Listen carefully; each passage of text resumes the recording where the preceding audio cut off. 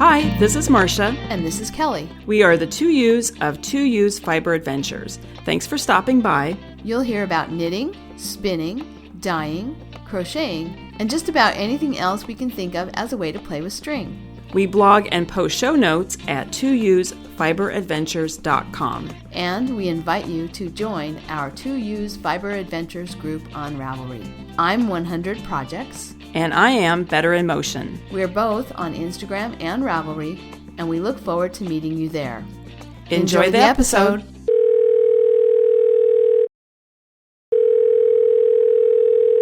Hey, Marsha. Hi, Kelly. Long time no podcast. Yes, I think it's been over a month. At least a month. Yeah, I think over a month. I actually didn't go back and look because I was a little too embarrassed to know for sure, but I'm pretty sure it was over a month ago. I think because I re-listened to it the other day when I was walking the dog. I think it was October 26th, I think. Oh, okay. So then that's exactly a month because it's November 26th right now. Okay. Yeah. All right. Well, we've been busy. Anyway, yes. And I have to say, first off is we were going to record earlier, but I have had a cold. And so this is my first day sort of doing any kind of real. And before that, we were going to record between your escapades. But that just didn't work out with my schedule. So anyway. Right. Yeah. So here we are. Here we are. And it might end up being a little shorter than normal. It depends on how well Marsha's voice holds out because she's come back with a little bit of the crud. Yeah, so I've taken cough suppressant and I've taken an antihistamine and I have water here and I have cough drops. So let's not dally too much. Yeah, really. I don't know when it's going to come on. So since we're talking about my cold, let's just, my events that I went to, we'll just start talking about that. I think this is probably why I'm not feeling so good is because I did so much. And I had a lot of close contact with people, anyway, so I went to the Weaver sale. I volunteered. I had the best of intentions of volunteering for the actual sale. But there was so much going on and getting ready to get out of town. And I won't even go into all the other stuff that's happening at my house. But anyway, I ended up just volunteering for the takedown at the Weavers Guild. So next year, I'll volunteer for more hours for the actual sale. I will say, if people have a chance to go next year, do go, because I was there just for the takedown. So all the stuff that didn't sell and all the stuff that didn't sell, beautiful. So imagine what sold that I never saw. Yeah. So it's really looks like a fantastic event. And so I'll remind everybody next year too about the Weavers Guild sale because it was really great. So anyway, I did that. And then I was invited to the Fort Worden Knitters Retreat by my friend Kim. And also our friend Kelly, she also joined us. And it was a really fun event. That was November 1st through 5th. It was really fun to go to another knitting retreat because the only knitting retreat I've been to in years is the Knockers retreat that we go to every year. So it was fun to see another retreat and how they do things. Met a lot of really nice people, really fun. They do some things the same, some things different than Knockers. One thing they do the same, though, is a kind of a show and tell. And that was really interesting to see what people are making. And of course, Kelly, whenever people do show and tell, you're always just kind of blown away by what people are making. Yeah, really. It's very inspiring. Very inspiring. So that was a really fun event. And did you show and tell your Snowflower? Yes, I did. Cool. So, I'll get to that. But so anyway, and then I was home 2 days, and then I left for Washington, D.C. So I was in D.C. from November 8th through 17th. And first I have to say a shout out to Jill McFarland Carrick, Jill Mabelina on Ravelry and Instagram. And she's a longtime listener, Kelly. And she lives in Alexandria where I was staying. And she reached out to me and we got together and had a drink and then ended up having dinner. And we had plans of going over to the fiber space, which was just a block from where I was staying, for knit night. But she had to get home, and by the time we were done with dinner, we only had like an hour of knit night. So I was tired because I was coming home the next day, and I need to kind of pack up. So, but she was it was very fun meeting her. And so I thanked her, but I just want to thank her publicly for reaching out to me. It was really nice to meet her. And that's cool. I know she was in California one year, and we were hoping to be able to get together, but it just didn't work out. So that's fun. I'm glad you were able to do that. Yeah. And then, so I did go to knit night. So I arrived on the 8th, which was a Wednesday. So Thursday the 9th, I did go to knit night at Fiber Space, and I was there for about 3 hours. Very nice yarn shop, and very welcoming. They have a nice space upstairs where people gathered. And when I got there were just 3 other women. And then suddenly, I think by the time I left, there was maybe close to 20 people there. So packed event. Anyway, and then I also visited Looped Yarn Works in DC. I went there. I think I mentioned this when we were recording. I couldn't find any information about a knit night. They don't seem to have one anymore, but and I remember I'd asked listeners if they knew anything, but I didn't hear anything. So I just saw it during the day. And it's funny because I walked past the shop twice, I think, because, excuse me, it's upstairs on the 2nd floor. So they just have a little sign down on the sidewalk, which I missed twice. I'm like looking at my phone going, it has to be here. Where is it? Oh, look up, Marsha. Anyway. So that was fun. And then, I did a tour of the Capitol, tour of the Library of Congress, and I did a tour of Hillwood, which is the former home of Marjorie Merriweather Post. And that was a fantastic. I did that one too. That was something that I don't remember how I found out about it when I was there, and it took me a little bit to get there. It wasn't it wasn't as easy to get to as some of the other things, but I thought it was also fantastic. Yeah. Yeah. If you like decorative arts, it's she actually just sort of, she didn't build the house. She bought the house, and then she did some changes to it to house her collection. And it really is spectacular. Now some of the decorative arts, these are mostly Russian and French, and that's not everybody's style. I don't know that I'd want to live with it, but I sure like looking at it. So, anyway, and then I did, I saw the National Museum of African American History. I was actually there all day. The National Museum of the American Indian. That was excellent. Went to the Museum of American History. That was super fun because I remember once, hearing, or maybe it's their slogan or something, but it's America's attic, where all this memorabilia just kind of goes. And so, some of the highlights, of course, Julia Child's kitchen is there. I saw that on Instagram. That was cool. Yes. And it's so funny to look at because there's things that, my mother had or I had as cooking equipment. Like the coffee maker she has is the coffee maker my mother had. Interesting. And then I really love the First Lady's gowns. Yeah. And also at the same room where their gowns are, there's also the First Lady's china. Yes, that was my favorite thing. Yeah. Yeah. So not all the time, but not every administration, but in later years, every administration would, the First Lady would pick a set of china for state dinners. And it's interesting what they would do. They tried to find something that reflected their administration and their background. So for example, Michelle Obama picked a plate that has an aqua blue border to represent the waters of Hawaii.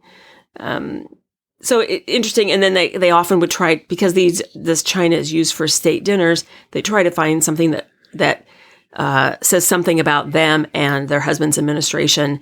And but then also will coordinate with past presidents, first ladies' picks, Mm-hmm. So that was really fun. And then, and then of course the flag that inspired our national anthem is there. We talked about this, Kelly. That was really very inspirational to see that. Mm-hmm. I went to the National Portrait Gallery. I really like that. A couple of museums that I spent time going to that it would not be on the top of my list I should not say this, but I'm just going to say it. The Textile Museum at George Washington University. Yeah. It was kind of a schlep out there. I had to take a couple of trains to get out there. And it's very small, and I didn't really learn anything new. That's unfair of me to say, probably. But I did like, however, I will say something. They have a hands-on area for kids where they teach them about textiles. And it referred to knitters and weavers and crocheters and spinners as artists. And I like that. Oh, yeah. So that's nice. That's nice that we're referred to as artists. They had the exhibit that was there, I think, when I was there, was ECOT. They had a big ECOT exhibit that was really interesting, mostly from Uzbekistan, I think. So I really liked it when I was there, but I think it probably does depend. It's small, and it probably does depend on what the exhibit is. It's basically 2 rooms is what it is. So, and I'm not saying that, I don't know, it's just like, the other thing I'm going to say about all because the other museum was the Postal Museum, I didn't think was that interesting, and the Renwick.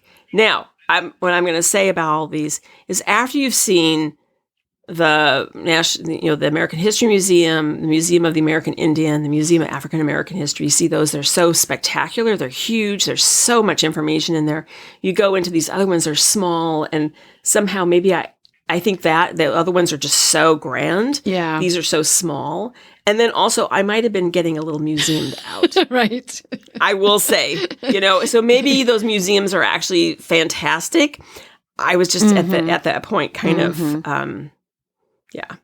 And then I did, the first day I was there, I did the Capitol tour, and then I spent the rest of the day trying to get passes for so that you can go into the visitor gallery of both the House and the Senate at the Capitol.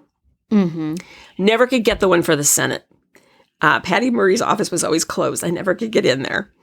My representative is Pramila Jayapal. Her office was open, no problem, got the pass, but I could never get into. I can't say that I could never get into the gallery. That's not what happened. They were never in session. Oh. So I went back the next day. It was Friday. See, Thursday I got the pass. I went back Friday. They adjourned at noon, and they didn't come back until Monday. But I was doing something on Monday, and then I saw, but they're there till quite late at night. I mean, they adjourned at 9:30 at night. So I thought, I'll just go in the afternoon. They adjourned again. Every time I would go, they were lazy. No, I'm kidding. So I never got to see these people in action. I really wanted to see them in action. But, my other comment about the Capitol, it was very inspirational to see it. It really was. I don't know. I mean, this is where it all happens. Right. This is where all this historic stuff happens. I did not take a tour of the Supreme Court. That's where a lot of really landmark decisions have been, as they say, handed down. A lot of stuff is being revoked.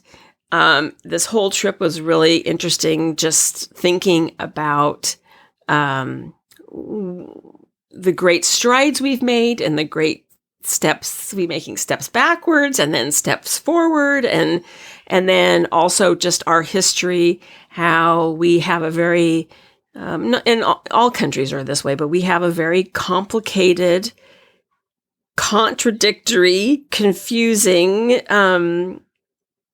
history. Yeah. Yeah. We have it's a really complicated, contradictory history. And that what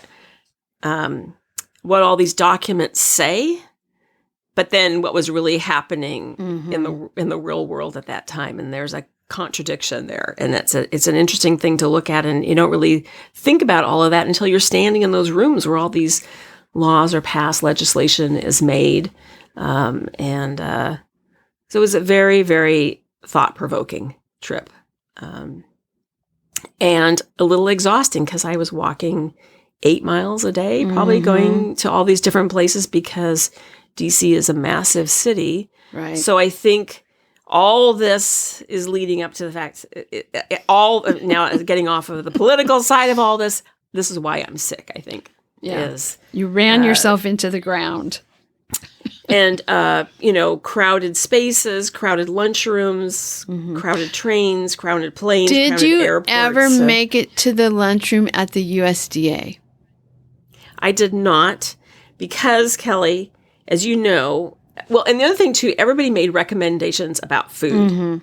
And I have to say, I didn't get to a lot of those restaurants because after all day of doing the museum stuff, and now it's 5:30, the thought of taking 2 trains to go to a different neighborhood to eat in a restaurant was too much. Right. And when you go to these museums that I had read that there's not a lot of food near the National Mall, that most of the restaurants are in the different museums.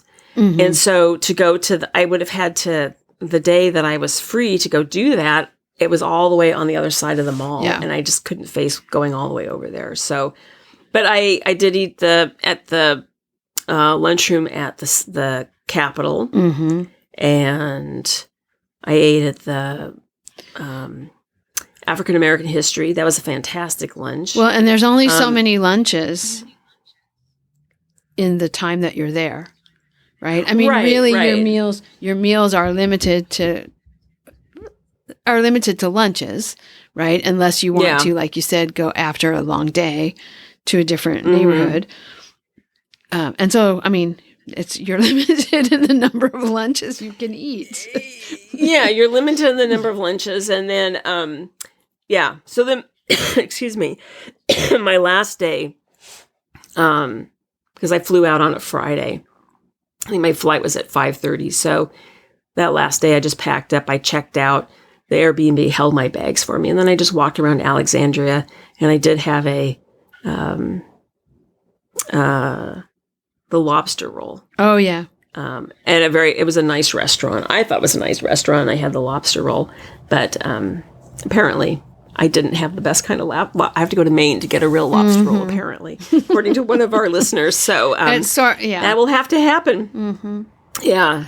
Everybody has their own take on food, right? And like there's clam chowder in Monterey and there's clam chowder in Seattle. Yeah. Which is the real clam chowder? I know. I don't know. Fun. It's all anyway, so I won't go on and on about this, but I really liked the trip. It was super fun. I don't know how I could have done any more than I did in 9 days. I mean, there's not one single day that I just sat around the Airbnb, did nothing. I was up and out the door at between 8:30 and 9, and I was coming home 6:37, sometimes 8. So I think another trip will have to be necessary if I want to see any more. Because I saw like the Washington Monument, but I never got to the Lincoln Memorial because it was just... It's all the way on the other side. Yeah. And it is long. I mean, you think, oh, it's just right over there. But it's especially in the summer. When I was there, it was summer and, 90 degrees and 80% humidity. Yeah. And it's like, okay, at a certain point, how many more steps do you have left in your legs? Well, I read that the National Mall is 2.5 miles long. So that's like... So that doesn't seem that long. But you have to go back. Yeah. Yeah. And I will say the other thing too, the metro, I just bought a pass to the metro, and that was very easy to negotiate that. Yeah. That was slick. It really was. So anyway, Okay. Well, enough of DC. I'm home for a while, and I did get some things done, but let's talk projects. I've been talking, so I'm going to let you talk about your projects for a minute. Okay. Give my voice give my throat a break for a moment. Give yourself a rest and a cough drop or a drink of water or whatever. Yeah. So, yeah. Well, right now, at this moment, I don't know if you remember, but because it's been a while and you've had a lot going on, but during our last episode, I was knitting on a pair of socks that I'm making for Robert that are in a purple gray color, which I can't even remember. I didn't write down what the yarn was. I probably have the label somewhere, but I can't even remember what the yarn is, what the colorway is, any of that. But I was knitting them and I forgot to turn the heel. And so, yes, in the last episode, you pulled the needles out. Yes. So I pulled the needles out so that I wouldn't forget that I forgot to turn the heel and pick them up and just continue them. I pulled the needles out, stuck them back in the bag, put the bag away. Didn't pick it up again until last night or yesterday during the day. Yesterday during the day, I finally took it out. I thought I need these back on the needles so I will be able to have something to knit while we record. So they got back on the needles yesterday. I turned the heel, finished the gusset, and now I'm just moving down the foot. I'm about a half an inch down the foot past, where the gusset, where you finish the gusset. So they've got us, I think it's the blueberry, maybe not blueberry waffle. It might be the blueberry waffle stitch pattern. I don't remember. I know I decided to do a kind of a different stitch pattern, but still in the ribbing category that Robert likes. So it's got some purl stitches, some knit stitches, and some 2x2 ribbing in it. So anyway, I'm liking them.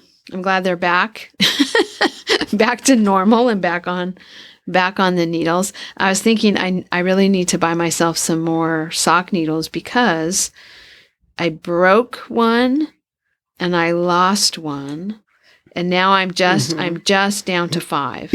I used to have in my sock, the little tube.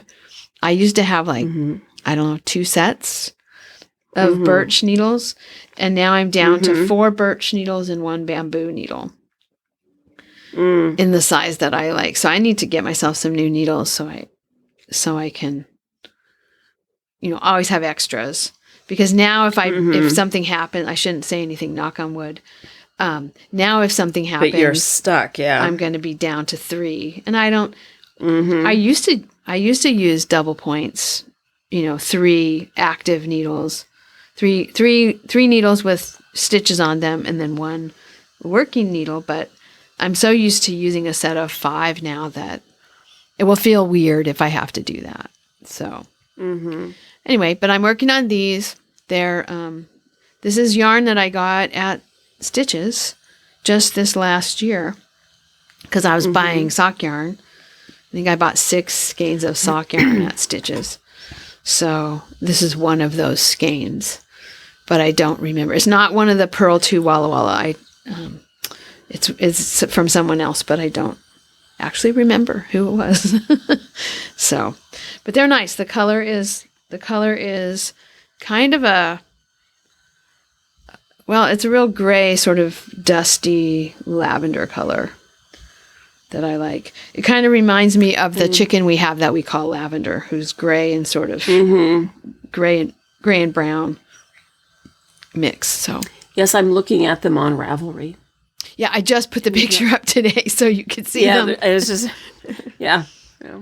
So anyway, I'm working on that. Before I put the needles back in these, the only other project that I had was my little woven squares. And I went all the way to LA to a conference in a car, which was really nice instead of a plane, I have to say. One of my friends just prefers to drive. She doesn't like to fly. And so when we go to conferences, there's one conference every year that's down in LA. And there are others that are down in that area too, but there's one Senate conference that we used to go to fairly regularly, and she would always volunteer to drive. And since it saves money for the college, they pay her mileage. And then if she has, a few people in the car, they save on all the airfare. So anyway, 5 hours, 4.5 hours in the car each way.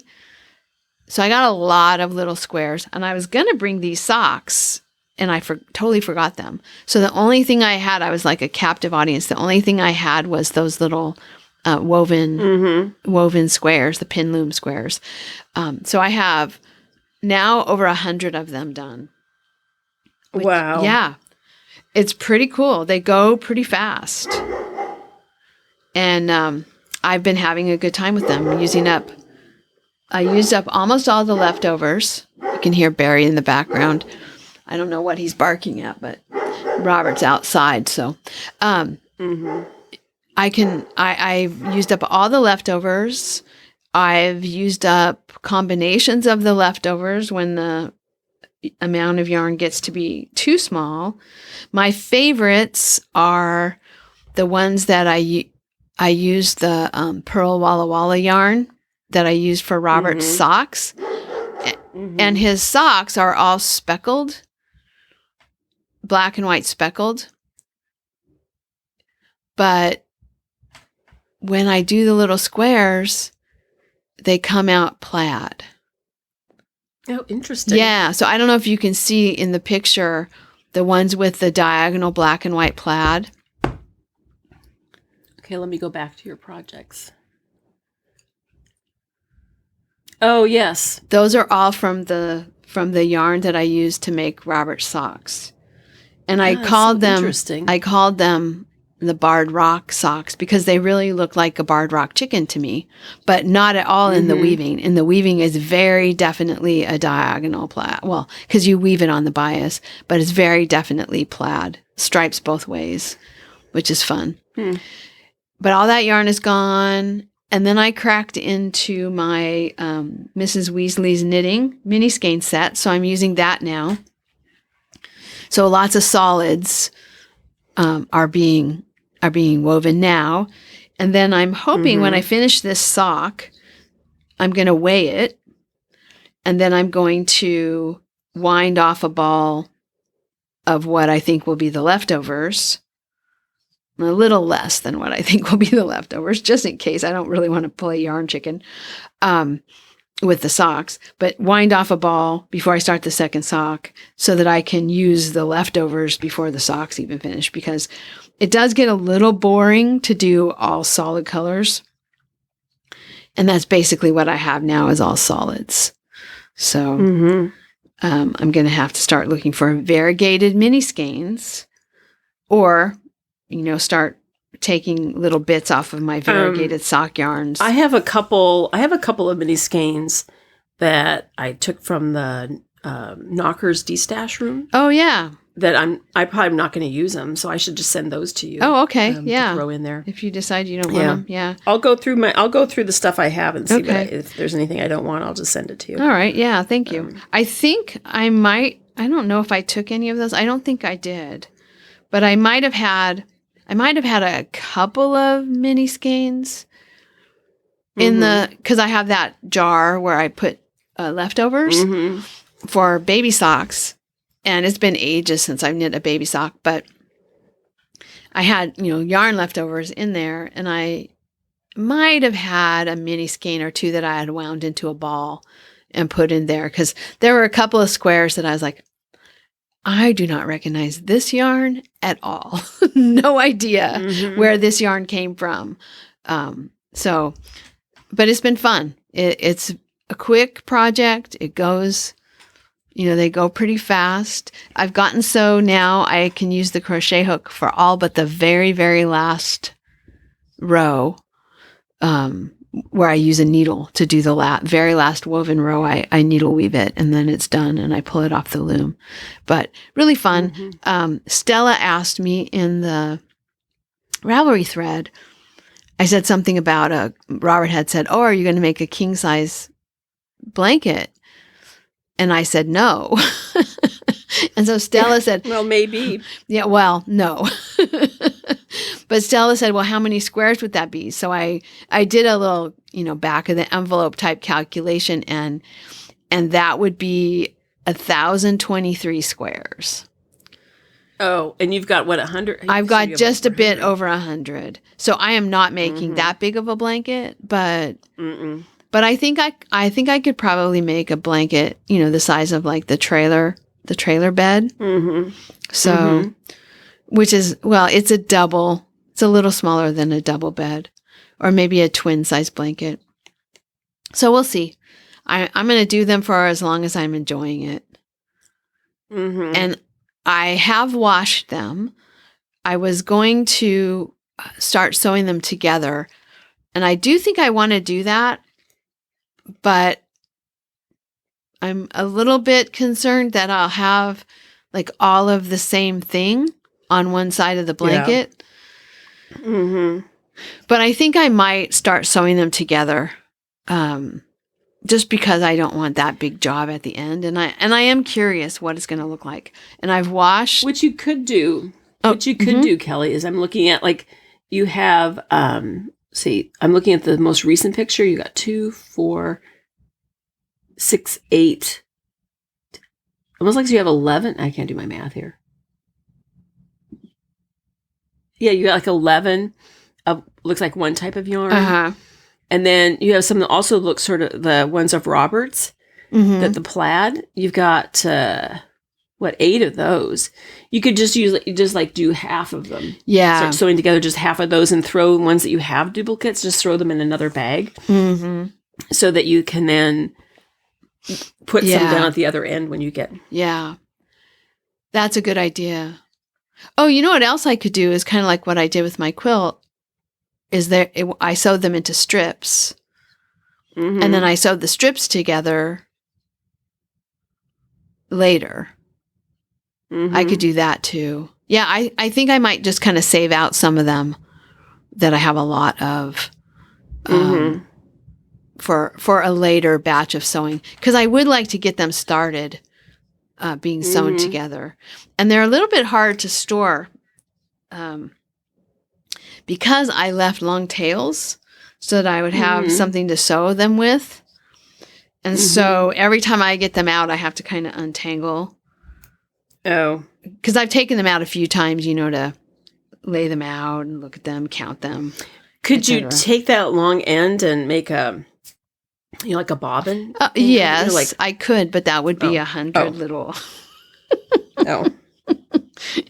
Yeah, I probably should do that. After I wash them, I probably should do that, but yeah, so it would be nice to just get them sewn together so I don't have to, to worry about that anymore. So that's been fun. I'm enjoying that project, and, I'm still thinking of it as a long-term project, but it is surprising how many you can get done just, in a few sittings. So, and then the last project that I have going is I finally, after our last trailer trip, we went to the Pismo Beach Rally in early November. And I was a little ashamed of myself that I still didn't have the back window, the back bedroom curtain done. And I've known for a while that my idea of the tablecloth wasn't going to work, and that I had decided that I was going to weave the back curtain.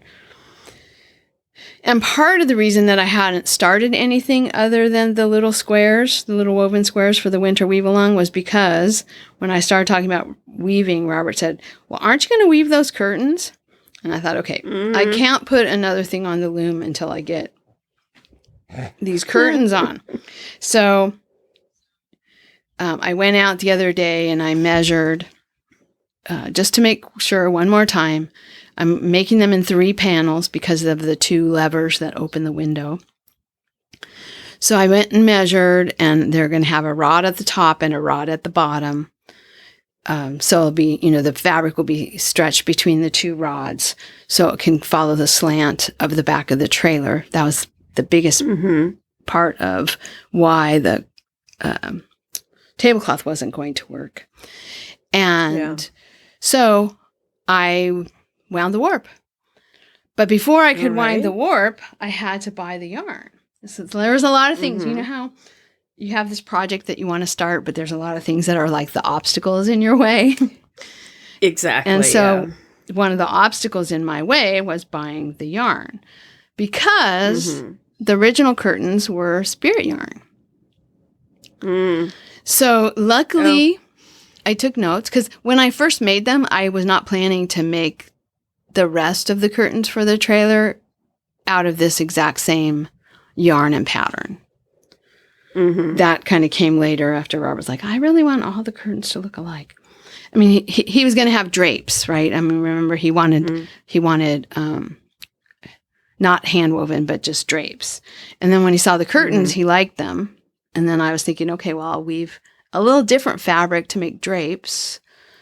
And then he's like, no, I like these curtains just like this. Just make exactly the same for the front. So then it was like, okay, well, what yarn is this?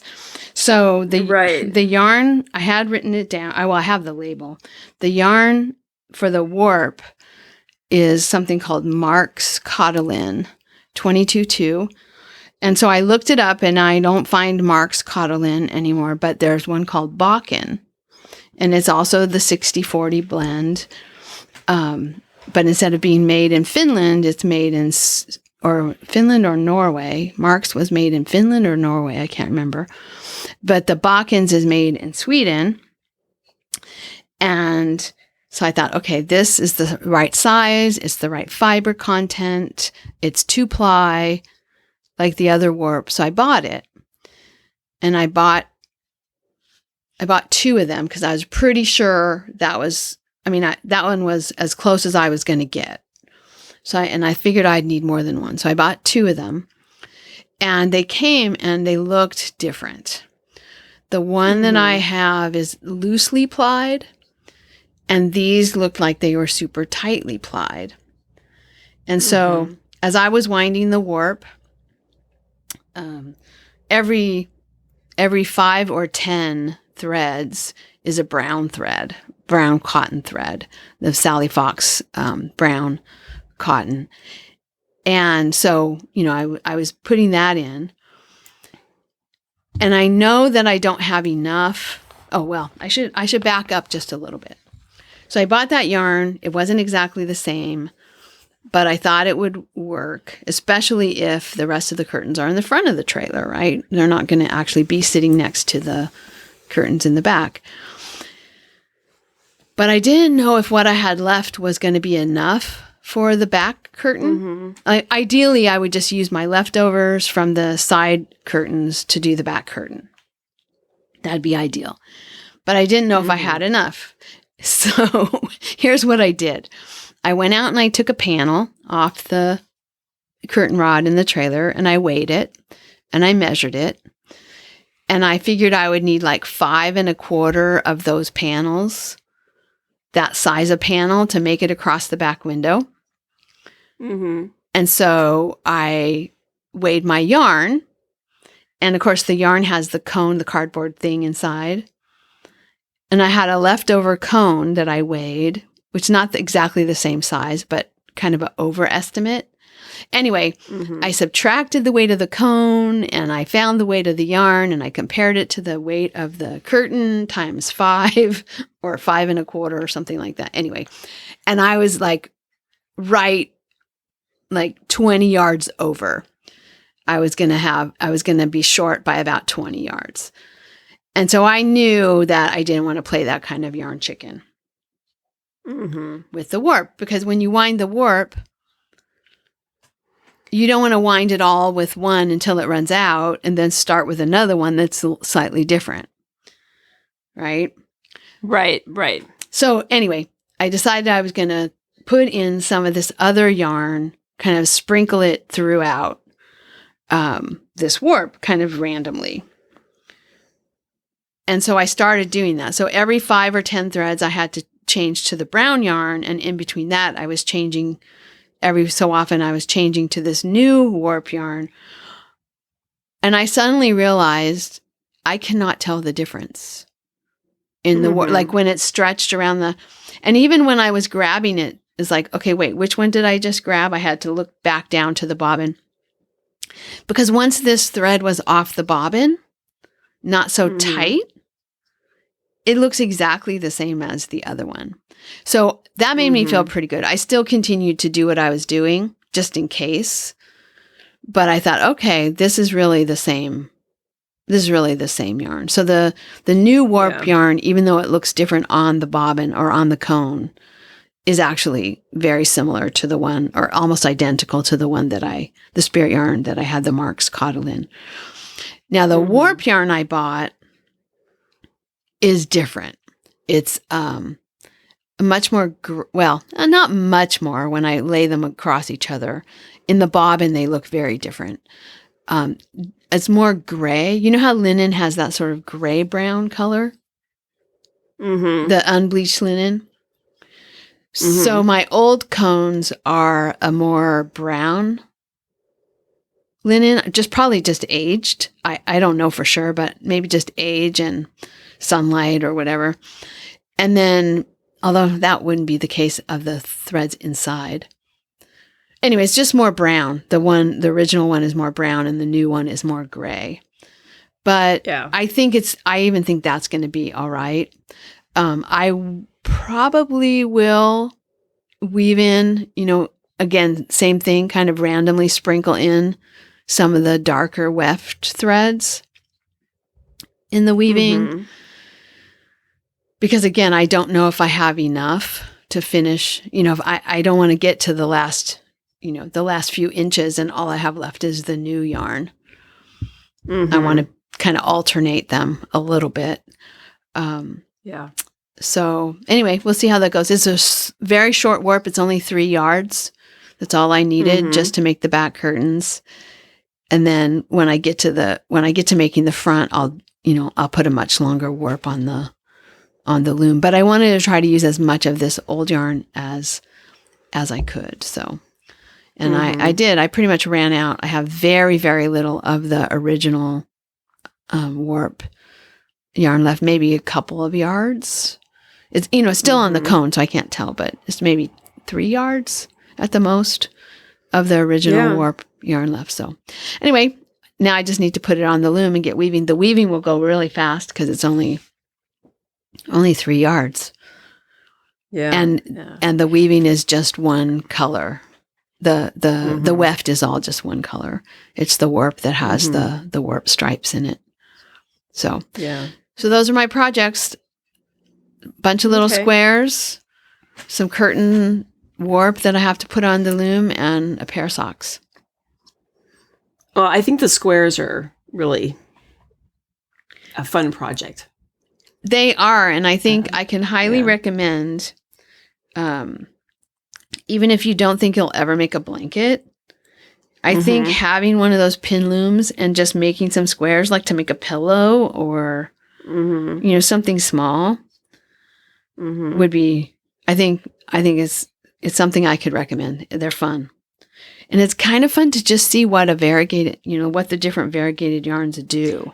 Yeah. I think that's really interesting how the one Robert socks, that one is turning out.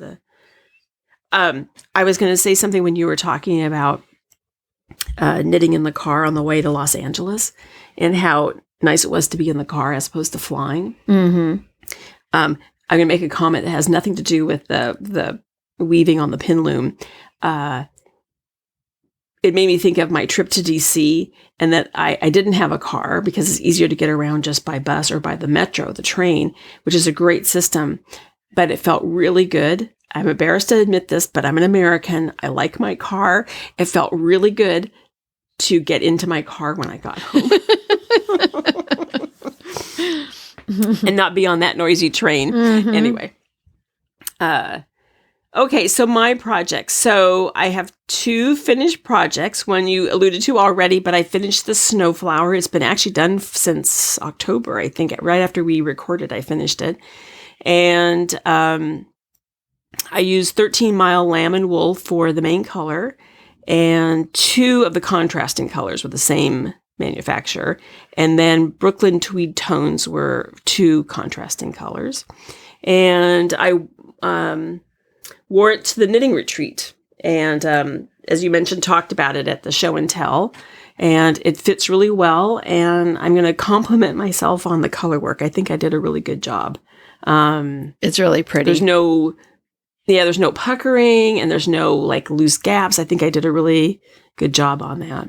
So, and then I cast on at the retreat and I finished it on my trip to DC, but I did another Ames beanie, and the designer is Stephanie Larson, and I used Cascade 220 Superwash Merino in the colorway Summer Sky, and I made that for Ben's girlfriend, Maddie. I'm going to give that to her for Christmas. And then I should say, done nothing with my tea cozy, and I did bring my socks with me, and I knit on those a little bit, and those are using Knitterly Things Vesper sock yarn in the colorway Some Summertime. So I'm on the foot on the first sock. So it's just like one of those things you take when you... kind of like these ones I have, yeah. You're about the same place. Yeah, everybody has a sock like that, right?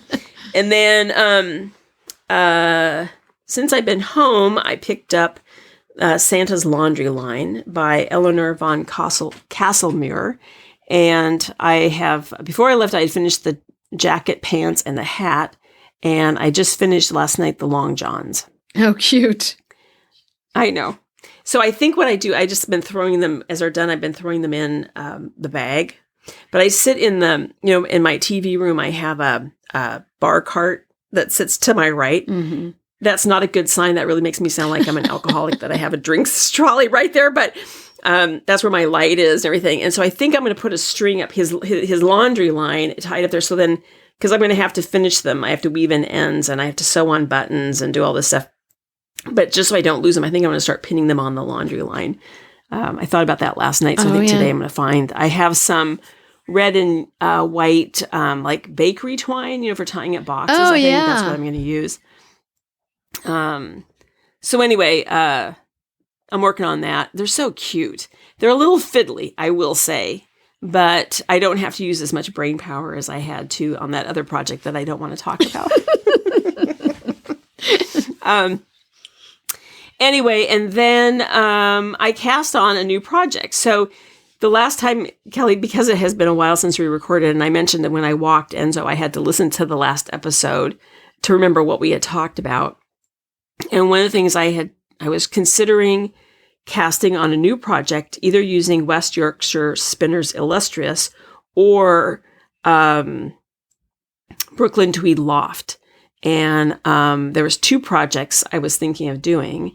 And I ended up casting on Fine Sand by Heidi Kirrmaier using the West Yorkshire Spinners Illustrious. And the colorway is Claret. And because I had a lot of time knitting on the plane, I've almost done with the body. I'm just doing there's 4 garter stitch rows at the bottom. And then you go and you, without breaking, you don't break the yarn. If you can just stop there if you want. But what I'm going to do is what they suggest is you then pick up stitches all up the front and around the neck and do, another, 4 rows. I think it's actually, I don't know. I'm saying, you do, you knit 3 rows, excuse me, on the wrong side. So it kind of curls back, yeah. You know what I'm trying to say. Mm-hmm. Anyway, so that's why I started, but I just want to make a note about the Brooklyn Tweed Loft. The colorway is cast iron, and it's a very, very dark gray, almost black with some flecks of white in it. And I did my gauge swatch and washed and blocked it. I cannot see the stitches because it's so dark, and it's also it's a woolen spun. And so it's kind of fuzzy. And I did not felt it either. That would be another reason why I couldn't see the stitches, but I did not felt it. I just let it so, I know I didn't felt it, but it's so dark and it's so fuzzy. I can't see the stitches to count. Mm-hmm. what my gauge is. So it's just, I thought, well, clearly I'm not casting on that because I need to figure it out. So if anybody has any suggestions in a situation like this, what you do, I've had 2 suggestions. One is to put it on a piece of white paper, and then you might be able to see the white through the. Oh, yeah. That hasn't been successful. And the other idea was to hold it up to a window. And kind of slightly separate it a little bit so you can see, and then maybe put in like a thread, like a white thread, so you can see where how many, and then you can count the stitches between those 2 threads. I don't know. I haven't gotten that far, but so you're using the red yarn. I'm using the red yarn, the West Yorkshire Spinners. Nice. And I'm gambling, Kelly. I'm trusting math because I did not get the gauge the pattern calls for. I'm getting fewer stitches per inch than it calls for. So I'm making, I believe I'm making the medium. There's 2 mediums. I'm making the larger medium. Okay. And according to the math, it's supposed to work. Yeah. We'll see. And then also, it's a lot of people have made this sweater out of wool blends, and so this is wool and alpaca, so it should be fairly drapey. Nice, yeah. I think. I mean, not as drapey if it was, linen or cotton or something, but somewhat drapey, I think. Okay, let me see. Is that everything for projects? Oh, the only other thing is I started spinning again when I got home. The yarn I'm calling Flowers from My Garden. So I have finished. I have 3 bobbins. I need 3 bobbins. I used up all of the fiber on the first 2 colors. So 2 bobbins are done, and I just have the 3rd color. I have to fill the 3rd bobbin and then ply those together as a 3-ply, and then I'll be done with that. Nice. So that's been a long project, but that was a lot of fiber. Yes. Yes, a lot of fiber. I think what did I say? Is it 24 ounces? 24 ounces, wow. I think. Yeah. Or 28 ounces. It's a lot. Too much. Yeah. It's a lot, yeah. So anyway, so making progress on all of that. Cool. So, yeah. And I've been getting some knitting done too, just because I have not been well. We didn't even talk about this, Kelly, but we just had Thanksgiving on Thursday. This is Sunday. And I think to add to all of that, I came home and I got home on a Friday, and then the next Thursday was Thanksgiving. I had to clean and buy food and make dinner, and it took me a couple of days to get all the dishes washed up. But they're done now, but it took me a while. But anyway, did you have a good Thanksgiving? Yeah, it was nice. It was small this year. My nieces were not here. One of them, of course, lives up near you. And then Sarah went up to Sacramento area, and Elena was actually up in Washington, up in Camas with my sister and Ron. So, yeah, it was just my mom and Dennis and my brother and Aunt Betty. So just 6 of us at the table this year. No extra table needed. No extra plates that weren't the turkeys needed. It was just it was pretty quiet compared to when everybody's here. My family's not totally quiet anyway, but well, and I'm going to say something, the kids too. No kids. It was all adults. They add a little extra noise level. And then the parents corralling them and correcting them. So we had just the 3 dogs, my 2, and then my mom's corgi, Maggie, was here. So all the dogs were good, and Bailey stole a turkey leg last year during the dishwashing. This year, we pretty much didn't have any of that, although she did manage to get the butter off the counter. And Barry managed to take heard this big clang and this dish fell. And I thought it was Robert. No, it was Barry. He had decided to help himself to some goat cheese. that was on a very low, that little cabinet in the dining room, the small one. We had It's very low. Yeah, it's very low. Robert had put the hors d'oeuvres there, and no one was watching, and so he just reached up and stole the goat cheese. Didn't break anything. So we did have a little bit of dog disobedience. Yeah. But nothing. We just had one. Actually, Enzo was pretty good. He didn't get it after anything, even though he really wanted to. He was very good. He didn't get it. But Orkney, who is really good as he's not a counter surfer, and he pretty much leaves food alone. Like when you're you eat the hors d'oeuvres and stuff that are at their height. We heard a noise out in the kitchen, like a utensil dropping, and we all of a sudden were like, okay, Enzo's here. Where's Orkney? And so Kim, he was out in the kitchen trying to get after the turkey. He had knocked the fork off of the. Yeah. He didn't get the turkey, but he knocked the fork off. It's so you know what? You can't blame him though. It's just There's something about Thanksgiving cooking. I think because it just the whole house smells like it, and turkey has a definite kind of a greasy, it's more greasy than chicken. Dogs like it better. I think it's more attractive to them. It has a more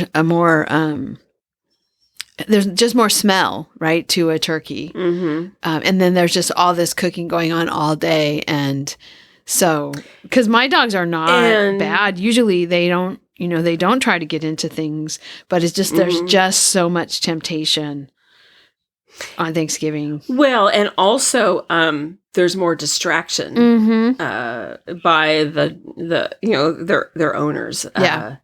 I'm focused on food and not really paying attention to Enzo. So, there's more opportunity because we're distracted. That's true. So. And they are opportunistic. Yeah. That's how they've survived all these years. Anyway. Opportunistic omnivores. That's what they are. Yeah. Well, I think we had 7. Ben brought his girlfriend went home to, I think she didn't go home. She went to Atlanta to meet family in Atlanta. And, but he brought her roommate, came, who I know, and that was really nice to have her. And then they scooted off because they were going up to Index to climb the next day. But so I had 7 people, and I had people bring things. My brother made, Mark's been trying to perfect his pie crust. So he's been making pies every weekend. So he made the pumpkin pie. I invited my friend Susanna. She came and she brought an apple cake. And Taylor, Maddie's roommate, she brought kind of like chocolate bar things, like a cookie bottom with chocolate and nuts on top. It was delicious. She brought that for dessert. Kim brought Brussels sprouts. So it was, and my friend, and Suzanne also brought an appetizer, which was very good. So it was nice to have people bring things. Yeah. Kim made homemade bread, which was really nice. Oh, nice. So yeah, it was a fun, relaxing evening. Well, and I thought it was very odd. Last year was kind of small too. Our Thanksgiving was a little small last year because my sister and Ron had moved up to Washington. So they weren't there. But I only made 1 turkey this year because it was just going to be the 6 of us. And I thought, okay, I don't need to make 2 turkeys for 6 people. So I just made 1 turkey. So really it felt really odd. Like I didn't have enough cooking. It felt like I didn't have enough cooking to do, like, oh my gosh, I started so late. And because if I'm cooking 2, I have to get 1, I try to get 1 of them in the oven. I like to, even though I have 2 ovens, my oven and stove has 2 ovens. Even though I have 2 ovens, I like to cook the 2 turkeys like in 1 oven. So I'll have the other oven available for when people arrive. They always, often will have something that needs to be warm, needs to be kept warm. Last minute stuff, like while you make the mashed potatoes, you can put the Brussels sprouts in the extra oven to keep warm, that kind of thing. So I usually start early, to get that first turkey done, and then get the second turkey into the oven. But this year I didn't have to do that, so it was very much slower. And then one sad thing, one of the things my aunt always says, "Oh, I love when you cook Thanksgiving and you have the music going and you're singing." I usually grab my old iPod and the speaker, and I plug it in and I listen to the music that I collected over the years that I had, music that I put into the computer. Anyway, my iPod died. I don't know when it died. It was dead. I could not get it to work, and I don't know. I think it's tragic. Kelly. I know, 20 years old. I think it was, it's probably time to say goodbye. Yeah. It was one of the original, click wheel iPods. I remember when I got it, my nieces were, especially Elena, was so impressed that I had bought this, and they're brand new, and that little white earbuds, the white cord was like the signature thing, Yeah. Anyway, so rest in peace. my iPod, my 20-year-old iPod gave up the ghost. So anyway, I listened to different music this year. Yeah. Well, I have to laugh. I'm going to correct myself. Something I just said about how it was actually really relaxing. I'm lying. I'm a bold-faced liar. I was stressed out the entire time. No, not really. So I went and I did the shopping on Monday. No, I bought everything Saturday or Sunday, I think. And then I cleaned the house on Monday. I made the stock for the gravy and dressing and everything on Tuesday. Then I made the cranberries, the dressing I always do the sweet potatoes that have the chipotle peppers and adobo sauce in them. I didn't do regular mashed potatoes. I had to roast all those. So Tuesday was the big cooking day. And then Wednesday was, what did I do Wednesday? Something else I did because I had to finish vacuuming. I had to make something else. I can't even remember now what it was. Anyway, and then Thursday, the one thing I really had sort of avoided thinking about was cooking the turkey, because there's all these different, I do my chickens this way where I do them breast down first and then flip them over. So I did that with the turkey, but everything I read had different suggestions for temperature. Oh, Some do it yeah. at like 450, and then you said you do it 300 to 325. So I ended up doing it, I think, at 325, and it was done in 2.5 hours approximately. But I realized, here's the thing: a turkey is really just a big chicken. What is the big stress thing about cooking this turkey? Yeah. And I think I'm going to blame it all on Norman Rockwell. This idea that you're supposed to have this beautifully presented turkey. There's so much emphasis on this turkey, where when you just roast a chicken for Sunday dinner, there is not all of this mystique around the turkey, the Thanksgiving turkey. So if you can just let that go, and to your point, like you said, sometimes you don't even turn the turkey back over to I don't do it anymore. Side. Yeah, I don't do that anymore. And your point was it doesn't make a pretty turkey, but it makes a good turkey, and that's more important. So I did that. I think it was like an hour, and it was an hour breast side down. The rest of the time was breast side up. Very moist. I didn't do anything fancy to it. I had salt and pepper. That was it. I didn't do all like I've done in the past with butter with herbs under the skin and all this stuff. I didn't do any of that. So. And it was delicious, and then you're just smothering it with gravy and everything anyway. Right. I find I actually had to kind of have a conversation with myself, that like a slap in the face, or you shake somebody when they're like that. Except with myself, feel like, okay, calm down. It's just a turkey, and it's the same people coming over all the time. Right. It does not matter, Right. None of this matters anyway. And having it look pretty, I mean, I never put the turkey on the table that way. No. I mean, No. the turkey gets carved in the kitchen. And a that's platter the only of way to meat do goes it. to the table. That's the way it. So it was like, okay, it's ridiculous that I'm doing all this, trying to figure out how to turn it over. I mean, the thing is hot. It's greasy. It's a mess to try to turn it over. Anyway, so I gave up on that a long time ago. Well, I turn mine over, and what I have is I have these silicone gloves that I actually bought because I have a cast iron, for bread baking Right. in that hot cast iron thing. The hot pads is too dangerous. So I bought these silicone gloves. And so now I just take those silicone gloves and flip the turkey with that. And then you can just wash them off with soap and water. Oh, yeah. So that's because like tongs and is way too dangerous. Yeah. So, but anyway, I just had to laugh because I'm like, oh, it was so calm and relaxing. No, it wasn't, you liar. You're hysterical. You had to have a conversation with yourself. Like, calm down. Oh, funny. Well, and Aunt Betty said that about me. She said, I don't know. You're just so relaxed about Thanksgiving. I was never this relaxed, and I cooked Thanksgiving my whole life, Thanksgiving dinner my whole life. Like, well, I don't know. I like it. I have fun. I made 4 kinds of cranberry sauce. I almost didn't have the famous Mama Stanberg's cranberry sauce because I forgot to put sour cream on the grocery list.